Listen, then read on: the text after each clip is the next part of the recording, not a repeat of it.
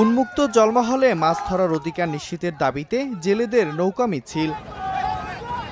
কিশোরগঞ্জের অষ্টগ্রামের চর দেওঘর জলমহল। যুগ যুগ ধরে এখানে মাছ ধরে জীবিকা নির্বাহ করছেন কয়েক উপজেলার মৎস্যজীবীরা। রাজনৈতিক পট পরিবর্তনের পর জলমহলটি একটি মৎস্যজীবী সমিতির নামে ইজারা দেয় সরকার। জেলেদের একটি পক্ষ হাইকোর্টে রিট করলে স্থগিত হয় ইজারার আদেশ। পরে জলমহলটি আবারও উন্মুক্ত করতে জেলা প্রশাসনকে দেয়া হয় চিঠি। রোববার নৌকা মিছিল থেকে মৎস্যজীবীরা অভিযোগ করেন, উন্মুক্ত জলমহলে মাছ ধরতে এখনো বাধা দিচ্ছে প্রভাবশালী পক্ষ।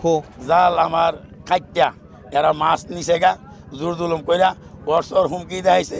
অসুর ভাই চক্র আছে, তারা এই গাঙ্গারে দল করে খাবার জন্য চায়, গরিব ডরে তারা মাছ মারার জন্য জানা। আমরা জেলেরা রক্ত যাবো এক গোটা, তো আমরা গণদি চারবো না। হাইকোর্টের নির্দেশনা বাস্তবায়নে ব্যবস্থা নেয়ার কথা জানিয়েছে জেলা প্রশাসন।